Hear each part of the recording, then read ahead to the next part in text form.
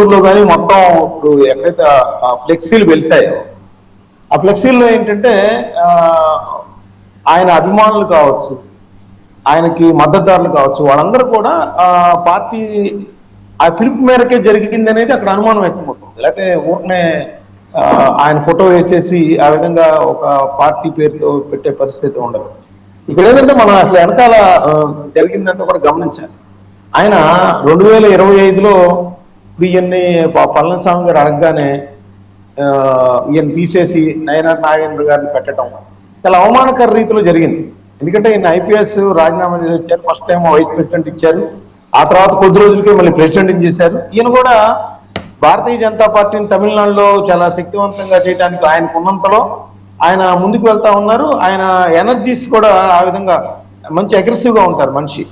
ఇప్పుడు ఆయన జయలలిత గారి మీద చేసిన, ఇప్పుడు ఆ రోజు టైమ్స్ ఆఫ్ ఇండియాకి ఇచ్చిన ఇంటర్వ్యూలో జయలలిత గారి మీద చేసిన కామెంట్స్ చూడొచ్చు. అంటే కరప్షన్ కి సంబంధించి ఏ విధమైన ఆ జయలలిత పరిపాలనా కాలాన్ని అత్యంత చెత్త కాలంగా ఆయన అభివర్ణించారు ఆ రోజుల్లో. అంటే ఆయన ఎక్కడా కూడా భయపడలా. కానీ ఆయన ఏంటి అన్నాడీఎంకి ఏంటంటే జయలలితని అమ్మ అనే కోణంలోనే చూస్తూ ఉంటది.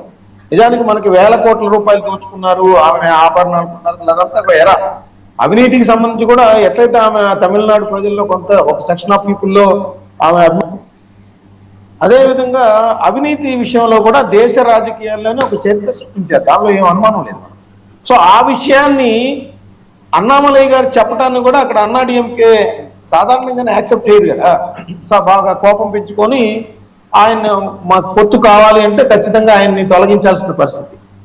కనీసం ఆయనకి సంబంధించి వాళ్ళ మద్దతుదారులకు కానీ ఆయన ఎంకరేజ్ చేసిన వాళ్ళకి టికెట్లు ఇవ్వకపోవటం, అవమానకర రీతిలో పంపించి వేయటం.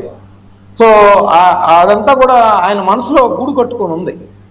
సో అందుకనే ఆయన లాస్ట్ 2 times జరిగిన BJP executive body meeting, BJP స్టేట్కి సంబంధించి, తమిళనాడు స్టేట్కి సంబంధించి ఆయన అటెండ్ కాకపోవడం, సో ఇటీవల కాలంలో ఏమి కామెంట్ చేయకపోవడం విజయ్ పరిపాలన పట్ల కానీ ఏమి కానీ.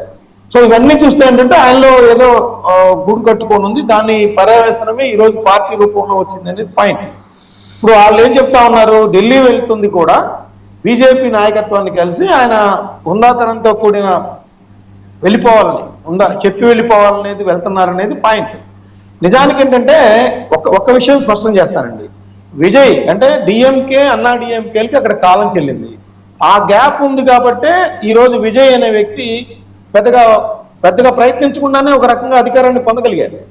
సో అదే విషయాన్ని ఆ రోజు అన్నామలయ్య గుర్తించారు. మనం అలా వెళ్దామనేది ఆయన వ్యక్తిగతంగా అనుకున్నా కూడా భారతీయ జనతా పార్టీకి ఆ ధైర్యం చాలా.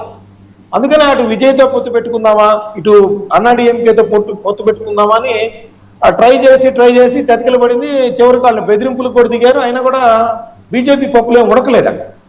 సో ఆ నేపథ్యంలో ఇవన్నీ కూడా మనం బ్యాక్గ్రౌండ్ లో చూసుకుంటే అన్నామలై ఏంటంటే అక్కడ ఒక అన్నాడీఎంకేకి ఈరోజు అంతర్ధానం అయ్యే పరిస్థితి కనిపిస్తా ఉంది. పళనిస్వామి నాయకత్వం మీద కూడా భ్రమలు విడిపోయాయి ఎవరు కూడా. సో ఏదైతే ఆ పొలిటికల్ వ్యాక్యూమ్ ఉందో దాన్ని భర్తీ చేసే విధంగా అన్నామలై అడుగులు వేస్తున్నారు అనేది కూడా మనం భావించవచ్చు. సో రెండోది ఏంటంటే అసలు భారతీయ జనతా పార్టీనే వాళ్ళ వల్ల కావట్లేదు కాబట్టి ఈయన ఒక పార్టీ పెట్టించి ఆ విధంగా ముందుకు వెళ్లే పరిస్థితి ఉందా అనేది కూడా వేరే సోషల్ మీడియాలో చర్చ జరుగుతుంది. ఇది కొంత వింతగా అనిపించినప్పటికీ కూడా అది కూడా ఒకటి నడుస్తూ ఉంది చర్చ. కానీ నేనైతే ఏంటంటే ఆయనే సొంతంగా వెళ్తున్నాడేమో అనేది నేను అనుకుంటాను. రైట్.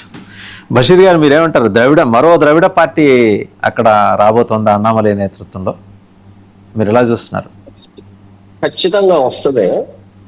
అయితే ఈ చర్చలోకి వెళ్ళే దాని ముందు ఒక పాయింట్ మనం గమనించాలి.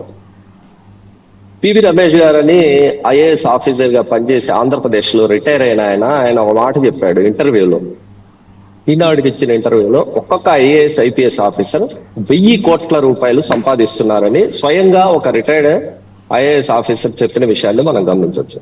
ఇప్పుడు సామాన్య ప్రజల్లో ఈ ఐఏఎస్లు ఐపీఎస్లు అంటే వీళ్ళ మీద భావన ఎలా ఉందంటే వీళ్ళు పెద్ద ఫ్రాడ్, ఒక్కొక్కళ్ళు 1000 కోట్లు ఇలా సంపాదిస్తూ ఉంటారు, సెల్ఫ్ సెంటర్డ్ గా ఉంటారు, ప్రజలకు ఉపయోగపడే పనులు ఏవి చేయరు, ఈ రాజకీయ నాయకులు ఏది చెప్తే అది జీ హుజూర్గా అంటారు అనే భావన ప్రజల్లో 90% కాదు 10% ప్రజల్లో అలాంటి భావన ఉంది. ఒక్క విషయం.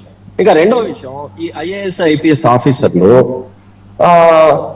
చాలా మంది నేను గమనించాను, రాజకీయాల్లోకి వచ్చేసి ఏదో చేసేసేయాలి, లేదా ఇంకా సంపాదించుకోవాలి, లేదా ఇంకా సంపాదించుకుని దాచుకోవాలి అనే ఉద్దేశంతో చాలా మంది ఐఏఎస్ ఐపీఎస్ ఆఫీసర్లు కొంతమంది రిజైన్ చేసి కూడా రాజకీయాల్లోకి వచ్చి ఎలక్షన్లలో నిలబడి ఓడిపోయి మళ్ళీ ముఖాలు కూడా చూపించకుండా వెళ్ళిపోయిన వాళ్ళు చాలా మంది ఉన్నారు. మన ఆంధ్రప్రదేశ్ అంతవరకు చూసుకుంటే కనుక చాలా పెద్ద లిస్ట్ ఉంది. వివి లక్ష్మీనారాయణ గాని, తోట చంద్రశేఖర్ గారు, మెట్ట రామారావు, చింతల పార్థసారథి, ఎస్ఎం ఇక్బాల్, ఇంతియాజ్ గారు, అర్దర్ గారు, శ్రీ